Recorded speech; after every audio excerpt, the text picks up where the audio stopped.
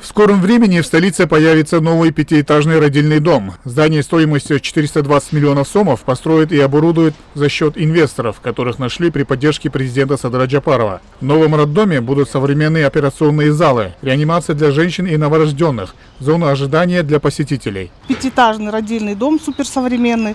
Под цокольном этаже будет лаборатория, склады наши, лекарственный склад, кухня, гардеробная. На первом этаже будет приемное отделение, взрослая реанимация. На втором будет отделение патологии. На третьем этаже будет послеродовое отделение, послеоперационное отделение. На четвертом будет детское отделение, детская реанимация. И на пятом будет административное. Для своевременного обеспечения лекарствами городских и региональных больниц требуются большие и современные склады, отмечает глава госпредприятия «Кыргызфармация». По его словам, все склады будут оснащены современным оборудованием и холодильными аппаратами. Наша задача побольше устанавливать контакты с международными производителями, поэтому очень много товаров приходит как и авиасообщением, так и железнодорожным путями, так и фурами. И поэтому наличие таких больших складов для нас очень важно. В Бишкеке идет строительство Центра трансплантации и гемодиализа. Завершить работы планируется до конца 2025 года.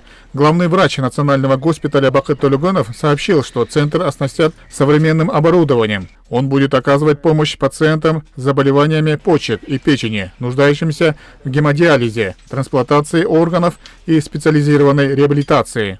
Здесь планируется создать отделение гемодиализа и плюс поликлиническая часть, которая будет готовить пациентов к трансплантации, в процессе трансплантации, после трансплантации.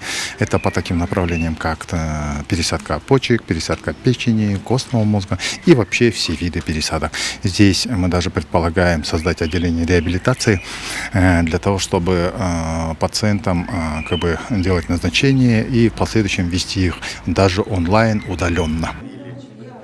Также обновление проходит Национальный центр хирургии. Здесь поэтапно обновили операционные залы, установили новое современное оборудование. В ближайшие дни планируется проводить операции по трансплантации органов. Полностью обновили, начиная от приточной вытяжной вентиляции и заканчивая специальной реанимацией для этих пациентов. Потом мы закончили ремонт отделения печеночной хирургии, где будут пациенты проходить реабилитацию свою. Какие проблемы? Проблемы, конечно, мы должны сейчас закончить ремонт стерилизационного отделения. Это очень важная структура в клинике. И нам не хватает, конечно, современной кислородной станции. Отметим, что ровно месяц назад рядом с городской больницей номер 4 начато строительство нового комплекса Национального центра травматологии и ортопедии. На сегодня идут работы по укреплению фундамента здания. Напомним, что на строительство было выделено 3 миллиарда сомов. Оно рассчитано до конца 2026 года. Здесь будет Национальный центр травматологии и ортопедии на 500 мест. Будут здесь все отделения, которые были ранее в бывшем Бишкекском научном центре травматологии и ортопедии. И плюс здесь будет отделение спортивных и балетных травм. Отделение артроскопии называется. Да? Кроме этого будет отделение экстренной травматологии. Это 4 отделения, которые будут принимать, обслуживать весь город, весь Кыргызстан.